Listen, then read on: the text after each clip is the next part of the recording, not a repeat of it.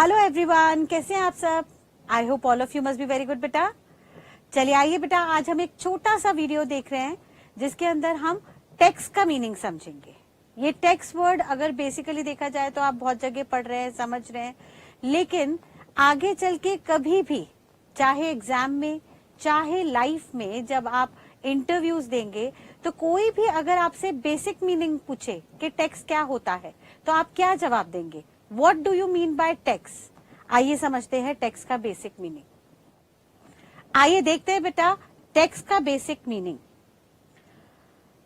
Tax का literal meaning होता है, अगर टैक्स की हम परिभाषा बनाएं तो टैक्स का लिटरल मीनिंग होता है एनी कंपल्सरी पेमेंट, कोई भी पेमेंट जो हमें कंपल्सरली करनी है। किसको करनी है ये पेमेंट? किसको करनी है सर? गवर्नमेंट को। तो कोई भी कंपल्सरी पेमेंट जो गवर्नमेंट को की जाती है, फिर वो कोई भी गवर्नमेंट हो, यानी चाहे सेंट्रल लेवल की गवर्नमेंट हो या स्टेट लेवल की गवर्नमेंट को, जो आप कंपल्सरी पेमेंट करते हैं under any statute, under any statute. Statute का मतलब होता है law. Under any statute is known as tax. तो अगर हम टैक्स का बेसिक फॉर्मूला बनाएं तो टैक्स का मतलब क्या होता है? सर कोई भी पेमेंट जो कंपल्सरीली आपको करनी ही करनी है। किसको करनी है? सरकार को करनी है। और सरकार को कब करनी है? सर क्या किसी भी काम के लिए करनी है? हम सरकारी मेट्रो में, सरकारी ट्रेन में ट्रैवल कर रहे हैं, उसका टिकट खरीद रहे हैं, क्या टिकट खरीदते वक्त जो पेमेंट डायरेक्टली सरकार के पास जा रही है वो भी टैक्स का हिस्सा है? लॉ मेकर कहता है नहीं सर, वो पेमेंट जो सरकार को करनी है, कंपल्सरीली करनी है, आप बच नहीं सकते उससे, और जिसके लिए कानून बना है उसको हम टैक्स का नाम देते हैं। अब सवाल उठता है कि ये कानून कौन बनाता है और सिर्फ कानून के तहत ही टैक्स क्यों दिया जाता है? तो सर इसके पीछे कॉन्स्टिट्यूशन का रोल आता है। India which is a democratic country, वहां पे हमारा जो भी लॉ, जो भी टैक्सेशन, जो भी लाइबिलिटी है सरकारी फ्रेमवर्क की, वो सारी की सारी कॉन्स्टिट्यूशन के तहत अप्लाई की जाती है। एंड कॉन्स्टिट्यूशन में एक आर्टिकल है, आर्टिकल नंबर 265। ऑल्दो ये आपकी बुक्स में हो सकता है ना हो, लेकिन आपको ये पता होना चाहिए प्रैक्टिकल लाइफ के लिए भी। एक आर्टिकल है 265। ये आर्टिकल कहता है कि सर कभी भी टैक्स लॉ के बिना नहीं लग सकता। यानी अगर सिंपल भाषा में हम कहें तो ये कहता है no tax can be charged. हमारी कंट्री में किसी भी तरीके का टैक्स नहीं लग सकता, यानी कंपलसरी पेमेंट हम लोगों पे अप्लाई नहीं कर सकते विदाउट एनी लॉ। बिना कानून बनाए टैक्स चार्ज नहीं किया जा सकता। यानी फॉर टैक्स, अगर टैक्स लगाना है तो सर लॉ इज मस्ट, कानून बनना जरूरी है, कानून बनना जरूरी है। अब सवाल उठता है ये कानून कौन बनाता है? सर इंडिया में कानून कौन बनाता है? तो कॉन्स्टिट्यूशन कहता है कि सर प्राइमरीली ना कानून बनाने की जो पावर है, जिसको हम लेजिस्लेटिव पावर कहते हैं। लेजिस्लेटिव पावर का मतलब होता है लॉ मेकिंग पावर। ये कानून बनाने की जो पावर है वो प्राइमरीली पार्लियामेंट के पास है, पार्लियामेंट के पास है। और पार्लियामेंट यहां से कॉन्स्टिट्यूशन से पावर लेके लॉ बनाता है, जिसको हम कहते हैं एक्ट। और इस कानून की एग्जीक्यूशन की पावर, यानी इस कानून को एग्जीक्यूट करने की पावर, इस कानून को इंप्लीमेंट करने की पावर जो है वो पावर है सेंट्रल गवर्नमेंट के पास। अब मैम ये पार्लियामेंट और सेंट्रल गवर्नमेंट क्या होता है? सोच के बताएंगे? आपने पहले कभी सिविक्स में पढ़ा हो? बताइए होता क्या है बेसिकली बेटा? इंडिया को कॉन्स्टिट्यूएंसी वाइज बांटा हुआ है, यानी पूरी इंडिया में एरिया वाइज डेलीगेशन है, काम बटा हुआ है, और हर 5 साल में हर एरिया में इलेक्शन होते हैं। इलेक्शन के दौरान अलग अलग पॉलिटिकल पार्टीज के मेंबर कैंडिडेट्स खड़े होते हैं। हर पॉलिटिकल पार्टी जैसे बीजेपी, कांग्रेस, समाजवादी, आम आदमी पार्टी एंड सो ऑन, सब पार्टीज अपने कैंडिडेट खड़े करती हैं इलेक्शन के दौरान, और फिर हर पर्टिकुलर एरिया में लोग वोट देते हैं और अलग अलग पार्टीज के कैंडिडेट को चुनते हैं, और जिसकी सबसे ज्यादा मेजॉरिटी आती है, यानी सबसे ज्यादा वोट जिस कैंडिडेट को मिलती है, वो पार्टी जीत जाती है उस पर्टिकुलर एरिया से। और वो जो कैंडिडेट जीत के आया लोगों की वोट के बाद, वो पार्लियामेंट का मेंबर बन जाता है। यानी पार्लियामेंट में 2 हाउसेस होते हैं, लोकसभा एंड राज्यसभा। तो लोकसभा का मेंबर बन जाता है वो कैंडिडेट जिसको लोगों ने चुना है इलेक्शन के दौरान। अब लोकसभा में किसी भी पार्टी का कैंडिडेट चुन के आया जा सकता है, बीजेपी का, कांग्रेस का, समाजवादी का एंड सो ऑन। और ये सारे पार्टीज के मेंबर जो इलेक्ट होके आए हैं उनको मिला के पार्लियामेंट बनती है। वेयर एज जिस पॉलिटिकल पार्टी के सबसे ज्यादा मेंबर्स चुन के आते हैं as an MP, member of parliament बन के आते हैं, वो रूल में आ जाती है, जिसको हम सेंट्रल गवर्नमेंट कहते हैं। यानी पहले अपोजिशन पार्टी के साथ बैठ के पार्लियामेंट में कानून बनता है, फिर वो कोई भी कानून हो, और फिर जो भी कानून बना उसको इम्प्लीमेंट करने के लिए सेंट्रल गवर्नमेंट आती है, सेंट्रल गवर्नमेंट एक्शन लेती है। जैसे अगर हम टैक्स की बात करें तो सर बहुत तरीके के टैक्स है, direct tax, indirect tax. Income tax आ जाता है डायरेक्ट टैक्स में, इनडायरेक्ट टैक्स में GST, custom and other taxes. तो सर ये जो अलग अलग टैक्सेस है, इनके लिए लॉ बनाया है पार्लियामेंट ने with the consent of opposition parties, member of parliament sitting in Lok Sabha, and वो जो लॉ बन गया उसके एग्जीक्यूशन का काम देख रही है ruling party which is known as central government. ठीक है जी। अब वो कहता है सर पार्लियामेंट तो बनाएगी law in the name of act, और इसका एग्जीक्यूशन देखेगी सेंट्रल गवर्नमेंट। ठीक है जी। अब सवाल उठता है कि भाई पार्लियामेंट को लॉ बनाने की पावर दी गई, तो क्या पार्लियामेंट किसी भी चीज पे लॉ बना देगी? क्या पार्लियामेंट ये लॉ बना सकती है कि भाई हर इंसान की एक सांस लेने और छोड़ने पर हम 1 रुपए का टैक्स लगाएंगे? यानी इंसान दिन भर में अगर 25,000 सांसें ले रहा है, छोड़ रहा है, तो उसे 25,000 रुपए सरकार को जमा करने होंगे, और अगर उन्होंने ये पैसा नहीं जमा कराया तो उस इंसान की सांसें बंद कर दी जाएंगी। क्या ऐसा कभी कोई कानून बन सकता है? सोच के देखिए। इससे रिलेटेड हम एक जजमेंट को कंसिडर करते हैं। पास्ट में एक केस आया, छोटा भाई वर्सेस यूनियन ऑफ इंडिया, छोटा भाई वर्सेस यूनियन ऑफ इंडिया, जहां पे कोर्ट ने कहा कि सर भले ही टैक्स लॉ के अंदर लगता है, लेकिन कभी भी टैक्स का लॉ, वो लॉ जो टैक्स चार्ज कर रहा है, should not be prohibited under constitution, should not be prohibited, should not be prohibited by constitution. यानी पार्लियामेंट कोई ऐसा लॉ नहीं बना सकती जो कॉन्स्टिट्यूशन में प्रोहिबिट किया गया हो, कॉन्स्टिट्यूशन ने मना किया हो। ठीक है, यानी कॉन्स्टिट्यूशन के अगेंस्ट रह के पार्लियामेंट भी लॉ नहीं बना सकती। यानी भले ही पार्लियामेंट को लॉ बनाने की पावर दी है, लेकिन पार्लियामेंट भी कॉन्स्टिट्यूशन द्वारा बनाए हुए फ्रेमवर्क के अंदर रह के ही लॉ बनाएगी। ये बात कोर्ट कहता है इन दी जजमेंट ऑफ छोटा भाई वर्सेस यूनियन ऑफ इंडिया। और कॉन्स्टिट्यूशन के अंदर 6 फंडामेंटल राइट्स दिए गए हैं, मौलिक अधिकार, जो सबके होंगे, जिन पे कभी कोई लॉ वगैरह नहीं बनेगा। जैसे उसमें एक मौलिक अधिकार है, बेसिक अधिकार है, राइट टू लिव, जीने का अधिकार। तो सर जिंदा रहने के लिए जो भी चीजें जरूरी है, जैसे सांस लेना, खाना खाना, पानी पीना, सर ये मौलिक अधिकार है, फंडामेंटल राइट है, इस पे कभी पार्लियामेंट कोई लॉ नहीं बना सकती। इसीलिए सांस पर, खाना खाने पर, पानी पीने पर कभी कोई लॉ इंडिया में नहीं बन सकता। ठीक है, तो पहली बात तो कॉन्स्टिट्यूशन जो है हमारा बेसिक फ्रेमवर्क देता है। और कॉन्स्टिट्यूशन ने फंडामेंटल राइट्स दिए हैं, जैसे right to live, right to speech, right to equality and so on.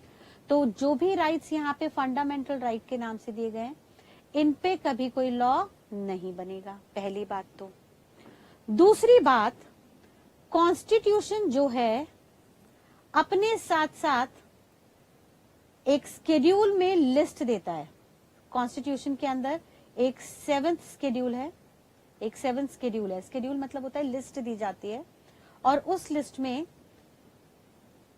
उस स्केड्यूल के अंदर 3 तरह की लिस्ट आती है। एक आती है यूनियन लिस्ट, एक आती है स्टेट लिस्ट, और एक आती है कॉन्करेंट लिस्ट। ठीक है जी।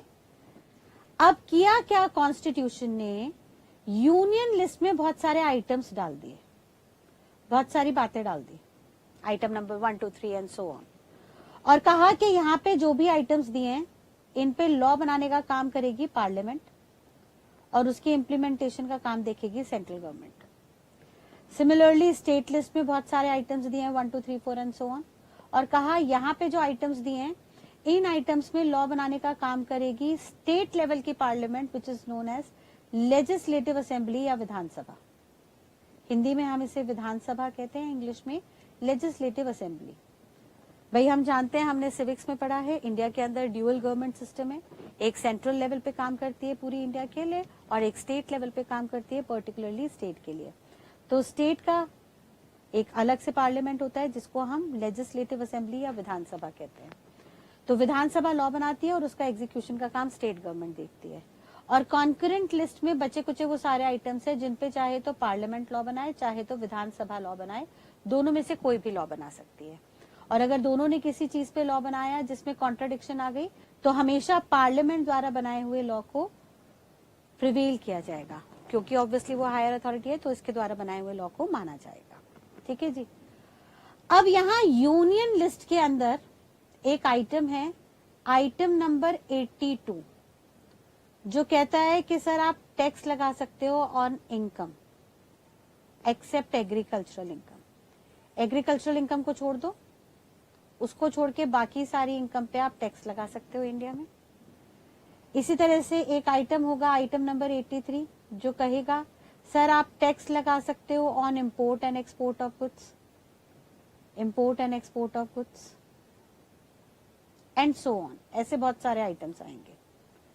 अब इनकम पे जो टैक्स लगाने के लिए पावर दी आइटम नंबर 82 ने, वहां से पावर लेके पार्लियामेंट ने इनकम टैक्स एक्ट बनाया 1961 में, जिसको आप डायरेक्ट टैक्स का नाम देते हैं और अपने डायरेक्ट टैक्स के सब्जेक्ट में पढ़ते हैं। Whereas tax on import and export of goods के लिए लॉ बना कस्टम ड्यूटी का, जिसको हम कस्टम्स एक्ट कहते हैं, इन द ईयर 1962। ये आपके इनडायरेक्ट टैक्स का हिस्सा होता है। अब ये मैम डायरेक्ट और इनडायरेक्ट टैक्स क्या होता है अभी देख लेते हैं थोड़ी सी देर में, लेकिन पहले यहां तक की बात फटाफट से रिकैप करते हैं। हमने क्या देखा? हमने देखा बेटा कि टैक्स का मतलब होता है एनी कंपलसरी पेमेंट, कोई भी पेमेंट जो कंपलसरीली करनी है आपको, किसको? टू दी गवर्नमेंट, गवर्नमेंट को करनी है अंडर एनी स्टैट्यूट। यानी यहाँ पे 3 एलिमेंट एसेंशियल है। सबसे पहले कंपलसरी पेमेंट होनी चाहिए, दूसरी गवर्नमेंट को होनी चाहिए, तीसरा उसके लिए स्टैट्यूट यानी लॉ होना चाहिए। फर्दर हमने ये स्टैट्यूट वर्ड को समझने की कोशिश की। लॉ, ये लॉ कौन बनाता है, कैसे बनाता है? तो सरकार ने कहा कि भाई लॉ जो है वो पार्लियामेंट बनाएगा, लेकिन पार्लियामेंट को भी अपनी मनमर्जी चलाने के लिए नहीं दी जाएगी। पार्लियामेंट भी जो भी लॉ बनाएगा वो कॉन्स्टिट्यूशन के फ्रेमवर्क के अंदर रह के बनाएगा। यानी बेसिकली सबसे बड़ा जो हमारा फ्रेमवर्क है वो है कॉन्स्टिट्यूशन।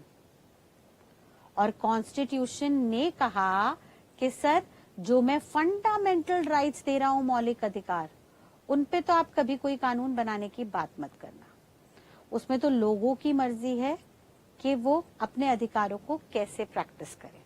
ठीक है, भाई जिंदा रहना है तो सांस लेना जरूरी है, सांस कोई नाक से ले या मुंह से ले, उनकी मर्जी है, आप कोई नहीं होने वाले उसको रोकने के लिए या उसके ऊपर कोई पाबंदी लगाने के लिए। दूसरा, साथ साथ कॉन्स्टिट्यूशन ने 7th शेड्यूल दिया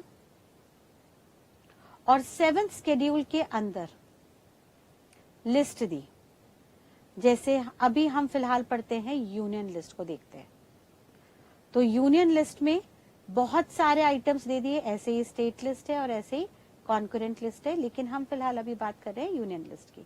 तो यहाँ यूनियन लिस्ट में बहुत सारे आइटम्स दे दिए गए और कहा ये जो आइटम्स हम दे रहे हैं इन पे लॉ बनाएगी पार्लियामेंट। यानी पार्लियामेंट भी अपनी मर्जी से कुछ भी लॉ नहीं बनाएगी सर, पार्लियामेंट भी कॉन्स्टिट्यूशन के अंदर ही रह के लॉ बनाएगी। यानी सबसे प्राइमरी है कॉन्स्टिट्यूशन, उस कॉन्स्टिट्यूशन के अंदर रह के पार्लियामेंट लॉ बनाएगी on the items mentioned under union list of the 7th schedule of the constitution, और जो फंडामेंटल राइट्स है उस पर कभी कोई कानून नहीं बनाएगी। फर्दर पार्लियामेंट ये जो लॉ बनाएगी, ये जो भी लॉ बनाएगी, इसके एग्जीक्यूशन का काम कौन देखेगी? सेंट्रल गवर्नमेंट, रूलिंग पार्टी, जो इलेक्शन में सबसे ज्यादा मेंबर्स चुन के लाई है लोकसभा के अंदर। ठीक है जी, यहां तक की बात क्लियर। अब आगे साथ साथ उन्होंने कहा आर्टिकल 265 कॉन्स्टिट्यूशन के अंदर, ये 7th शेड्यूल के साथ साथ आर्टिकल्स भी दिए गए हैं। उसमें से एक आर्टिकल है 265 जो कहता है कि सर टैक्स इंडिया में नहीं लग सकता विदाउट एनी लॉ, यानी पहले लॉ बनना चाहिए तभी उस लॉ के तहत टैक्स चार्ज होगा। यानी सिंपल सी बात, सेंट्रल गवर्नमेंट टैक्स चार्ज करेगी तभी जब पार्लियामेंट कोई लॉ बनाएगा, और पार्लियामेंट सिर्फ उन्हीं आइटम्स पे लॉ बना सकते हैं जो कॉन्स्टिट्यूशन के अंदर यूनियन लिस्ट में 7th शेड्यूल के अंदर दिए गए हैं। यानी 7th शेड्यूल ऑफ कॉन्स्टिट्यूशन के अंदर यूनियन लिस्ट में जो आइटम्स दिए हैं उन पे पार्लियामेंट लॉ बनाएगी, और जब लॉ बन जाएगा तो ही सेंट्रल गवर्नमेंट टैक्स चार्ज करेगी। और साथ साथ एक कोर्ट की जजमेंट छोटू भाई के अंदर उन्होंने कहा, छोटू भाई वर्सेस यूनियन ऑफ इंडिया, जहां पे गवर्नमेंट के साथ डिस्प्यूट था, इस केस में कोर्ट ने कहा कि सर कभी भी tax against the provisions of constitution नहीं लग सकता। यानी अगेंस्ट कॉन्स्टिट्यूशन कभी भी टैक्स नहीं लगेगा, कॉन्स्टिट्यूशन के अगेंस्ट जाके कोई टैक्स चार्ज नहीं हो सकता। यानी सिंपल सी बात है कि कॉन्स्टिट्यूशन जो पावर देगा, जिन आइटम्स पे पावर देगा, सिर्फ उन्हीं आइटम्स पे लॉ बन सकता है, और जिन पे लॉ बनेगा सिर्फ उन्हीं के तहत टैक्स चार्ज हो सकता है। टैक्स कभी बिना लॉ के नहीं लगेगा, ये बात आर्टिकल 265 ऑफ द कॉन्स्टिट्यूशन ने कही। और लॉ कभी भी कॉन्स्टिट्यूशन के अगेंस्ट नहीं बन सकता, ये बात छोटू भाई के जजमेंट में क्लियर हुई कि सर लॉ भी हमेशा कॉन्स्टिट्यूशन के अंदर रह के ही बनेगा। तो कॉन्स्टिट्यूशन पहले हमें बताएगा कौन कौन से आइटम्स पे लॉ बनना है, वहां से पावर लेके पार्लियामेंट लॉ बनाएगी, और जब पार्लियामेंट लॉ बना देगी तो उसके तहत सेंट्रल गवर्नमेंट टैक्स चार्ज करेगी लोगों से इन कंसिस्टेंसी विद द कॉन्स्टिट्यूशन। ठीक है जी, क्लियर है यहां तक की बात? ओके जी, तो हम यहां तक की बात कंक्लूड कर सकते हैं कि टैक्स का मतलब क्या होता है? Any compulsory payment to the government under any statute, और स्टैट्यूट का मतलब होता है anything, any provision stated by parliament in the act under the framework given in the constitution। ठीक है, तो कॉन्स्टिट्यूशन जो भी पावर दे रहा है डिफरेंट डिफरेंट लिस्ट में, उन पावर के तहत पार्लियामेंट या बाकी लेजिस्लेटिव बॉडी जो भी लॉ बनाती है, उस लॉ के तहत गवर्नमेंट जो भी टैक्स चार्ज करती है, कंपलसरी पेमेंट लोगों से चार्ज करती है, उसको हम टैक्स कहते हैं। ठीक है जी। फर्दर टैक्स जो होते हैं बेटा दो तरह से लगाए जाते हैं, one is direct tax and another one is indirect tax, direct and indirect tax। अब ये दोनों में क्या डिफरेंस होता है आइए समझिएगा। पहले मैं आपको इनडायरेक्ट टैक्स का मीनिंग बताऊंगी, जिससे आपको डायरेक्ट का मीनिंग खुद ब खुद क्लियर हो जाएगा। देखिए, मान लीजिए सरकार कहती है कि भाई मुझे तो ना टैक्स लगाना है ऑन सेल ऑफ गुड्स, जब भी कोई गुड्स बिकेंगे इंडिया में तो उस पर मुझे टैक्स लगाना है। अब सरकार देखती है कि साल भर में एक सेलर 10 लाख बायर को माल बेच देता है, और आज के डेट में तो बहुत से बड़े बड़े सेलर्स हैं, Amazon, फ्लिपकार्ट, बिग बाजार, विशाल मेगा मार्ट, जो करोड़ों की संख्या में ग्राहकों को माल बेचता है सालाना। अब सरकार कहती है एक सेलर को कि देखिए आप तो ना 10 लाख बायर को गुड्स बेचोगे, ठीक है, और वो बायर आप तक आएंगे ही आएंगे, आपको पे करेंगे ही करेंगे। अब मेरे लिए ये 10 लाख बायर पकड़ना मुश्किल है, इनको ट्रेस करना बहुत मुश्किल है, since they are very large in numbers, उनकी संख्या बहुत ज्यादा है। सर मैं उनको कैसे पकड़ूंगा? अब मैं घर घर जाके घंटी बजा के थोड़ी ना पूछूंगा कि टिंग टोंग सर आपने आज कोई सामान तो नहीं खरीदा, अगर खरीदा है तो कृपा करके हमें टैक्स दे दीजिए। क्या ऐसा पॉसिबल है? नहीं सर, सवाल ही पैदा नहीं होता। तो सरकार ने कहा ऐसा है, मैं तो ना वहां सोर्स पर, उस ओरिजिन पर जहां पे सेल की शुरुआत हुई थी, यानी सेलर ने सेल की शुरुआत की थी, मैं तो इस सेलर को कहूंगा कि भाई तू आके मुझे सेल का टैक्स पे कर दे, तू मुझे टैक्स पे कर दे। अब सेलर कहेगा सर मैं क्यों पे करूं? तो सरकार कहेगी देख पे तो भले ही कर रहा है, मान लो 18 रुपए का टैक्स है, तो पे भले ही तू कर रहा है, लेकिन तू जो ये टैक्स है ना वो रिकवर कर ले अपने बायर से, रिकवर कर ले बायर से। बायर तो तेरे पास सामान खरीदने आएगा ही आएगा। जब बायर तेरे पास सामान खरीदने आएगा तो तू उससे अपने प्रोडक्ट का सेलिंग प्राइस चार्ज करेगा, लेट्स से 100 रुपए, तो उस पे सेल्स टैक्स भी चार्ज ऑटोमेटिकली कर लियो 18 रुपए का, यानी उससे इन टोटल 118 रुपए रिकवर करियो। तो टेक्निकली स्पीकिंग यहाँ पे गवर्नमेंट को टैक्स पे किसने किया? सेलर ने। लेकिन इस टैक्स का एक्चुअल बर्डन किस पे शिफ्ट हुआ? बायर पे। सर भले ही सरकार के पास टैक्स सेलर ने जमा कराया, लेकिन वो पैसा बाद में रिकवर तो बायर से कर लिया ना, तो अल्टीमेटली किसकी जेब से गया ये पैसा? बायर की जेब से गया। एक्चुअली ये टैक्स बायर ने दिया गवर्नमेंट को, लेकिन डायरेक्टली ना दे के इनडायरेक्टली सेलर के द्वारा दिया, ठीक है। तो टैक्स भले ही सेलर ने जमा कराया सरकार को, लेकिन उसको रिकवर कर लिया गया बायर से। तो वो टैक्स जो एक बंदा सरकार को देता है इनडायरेक्टली वाया थर्ड पर्सन, ऐसे टैक्स को हम कहते हैं इनडायरेक्ट टैक्स।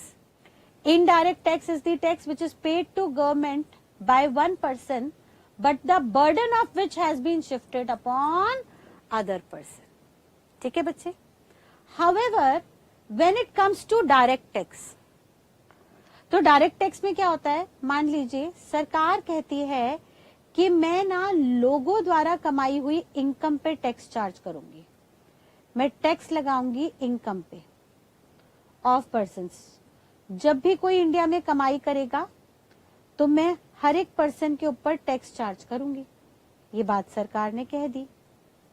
अब साथ साथ सरकार ने कहा भैया इसका टैक्स की रिकवरी कैसे करें? तो उन्होंने कहा भाई हर पर्सन की इनकम पे टैक्स लगाना है, तो पर्सन को कहेंगे पहले ना तुम इनकम अर्न कर लो, तुम इनकम अर्न करो, और जितनी भी इनकम अर्न करो उस पे टैक्स कंप्यूट करके पे तुम ही कर देना, तुम ही खुद आके टैक्स गवर्नमेंट को पे कर देना। तो यानी यहां पे क्या हुआ, जो बंदा टैक्स गवर्नमेंट को पे कर रहा है वही बंदे को टैक्स का बर्डन झेलना है। जिस बंदे ने टैक्स सरकार को दिया उसी को इसका टैक्स झेलना है, वो ये बर्डन किसी दूसरे पर्सन पे शिफ्ट नहीं कर सकता। ऐसे टैक्स को हम कहते हैं डायरेक्ट टैक्स। ठीक है जी। तो डायरेक्ट टैक्स का अगर लिटरल मीनिंग में बोलूं तो हम क्या कहेंगे? What do you mean by direct tax? Direct tax का मतलब है द टैक्स, वो tax which is paid to government, which is paid to government by one person, एक बंदे ने वो टैक्स पे किया गवर्नमेंट को, and the burden of which will be borne by bond मतलब होता है झेलना, will be bond by same person generally ऐसा होता है, कुछ एक्सेप्शन होती है, वो जब आप लॉ पढ़ेंगे तब देखेंगे। Is known as direct tax. Sir वो टैक्स जो गवर्नमेंट को भी एक पर्सन पे करे और उसका बर्डन भी वो खुद ही झेले, किसी और पे शिफ्ट ना करे, ऐसे टैक्स को हम कहते हैं डायरेक्ट टैक्स। ऐसे टैक्स को हम क्या कहते हैं? Direct tax. Whereas indirect tax का मतलब क्या होगा? वो कहता है the tax which is paid to government. Sir ये भी टैक्स तो गवर्नमेंट को ही पे किया जाएगा, टैक्स का मतलब ही होता है compulsory payment to government by one person. एक बंदा ये टैक्स पे करेगा, बट लेकिन क्या होगा यहाँ पे? But the burden of which, लेकिन उस टैक्स का burden, but the burden of which will be generally shifted. Generally word है यहाँ पे भी, एक्सेप्शंस आर ऑलवेज देयर, वो जब आप लॉ पढ़ेंगे तब देखेंगे। तो कहते हैं which will be generally shifted upon other person. Sir burden किसी और पे चला गया, पेमेंट कोई और कर रहा है सरकार को, तो यानी सरकार पे पेमेंट इनडायरेक्टली दूसरे बंदे के द्वारा जा रही है, तो ऐसे टैक्स को हम नाम देंगे इनडायरेक्ट टैक्स। ठीक है जी। अब इंडिया में ब्रॉडली अगर हम बात करें तो इनडायरेक्ट टैक्सेस तो अलग अलग तरह से है। मोस्ट पॉपुलरली नोन है GST, most popularly known goods and service tax, सबसे ज्यादा हैपनिंग लॉ करंट डेट में, एंड दूसरा है कस्टम ड्यूटी। इसके अलावा भी बहुत सारे टैक्सेस हैं, state excise, entertainment and so on, लेकिन ये दो प्राइमरीली इनडायरेक्ट टैक्सेस है जो थ्रू आउट इंडिया चार्ज होते हैं और जो एकेडमिकली भी आपको पढ़ाए जाते हैं। वेयर एज डायरेक्ट टैक्स एक ही है, इनकम टैक्स। ठीक है जी। तो आज आपको टैक्स का मीनिंग अच्छे से क्लियर हो गया। कोई भी आपसे कभी भी पूछे हमेशा जवाब दे देंगे। सबसे पहले हमने क्या बोला? टैक्स का मतलब है any compulsory payment to the government under any statute. फिर स्टैट्यूट का मीनिंग देखा। स्टैट्यूट का मतलब होता है law made by parliament, but parliament makes law on the items mentioned under union list of the constitution. तो कॉन्स्टिट्यूशन के अंदर यूनियन लिस्ट हमें आइटम्स बताएगी कि किन किन आइटम्स पे लॉ बनाना है, वहां से पावर लेके पार्लियामेंट लॉ बनाएगी, और पार्लियामेंट जिन आइटम्स पे लॉ बनाएगी उसी पे सेंट्रल गवर्नमेंट टैक्स चार्ज करेगी। यानी आर्टिकल 265 कहेगा कि बिना लॉ के टैक्स चार्ज नहीं होगा, और छोटू भाई की जजमेंट कहेगी कि जो लॉ बनेगा वो कॉन्स्टिट्यूशन के अगेंस्ट नहीं बनेगा। ठीक है। तो फाइनली कॉन्स्टिट्यूशन पावर देगी, उस पावर के बेसिस पे पार्लियामेंट लॉ बनाएगा, पार्लियामेंट जो लॉ बनाएगा उसके बेसिस पे टैक्स की कलेक्शन होगी, और टैक्स की कलेक्शन होगी as a compulsory payment by the government. ठीक है जी, क्लियर है। फर्दर हमने कहा ये जो टैक्स है दो कैटेगरी में बांटा जाएगा, डायरेक्ट और इनडायरेक्ट। डायरेक्ट का मतलब है जहां पे टैक्स जो पे करेगा सरकार को उसी को उसका बर्डन झेलना होगा, वेयर एज इनडायरेक्ट टैक्स का मतलब होगा कि टैक्स सरकार को एक बंदा पे करेगा लेकिन उसका बर्डन दूसरे पे शिफ्ट हो जाएगा। यहां तक किसी को कोई भी डाउट? यहाँ पे एक छोटा सा पॉइंट और दिमाग में बैठा लीजिएगा, ये बंदा जो सरकार को टैक्स पे करेगा, person who pays tax to government, वो बंदा जो गवर्नमेंट को टैक्स पे करेगा उसको आज से हम नाम देंगे असेसी का। वो बंदा जो गवर्नमेंट को टैक्स पे करेगा will be known as assessee, वो चाहे डायरेक्ट टैक्स में हो चाहे इनडायरेक्ट टैक्स में। ठीक है बच्चे, क्लियर है यहां तक की बात? चलिए, तो ये टॉपिक हम यहीं पे कंक्लूड करते हैं। Till next video, thank you and God bless you all, bye bye.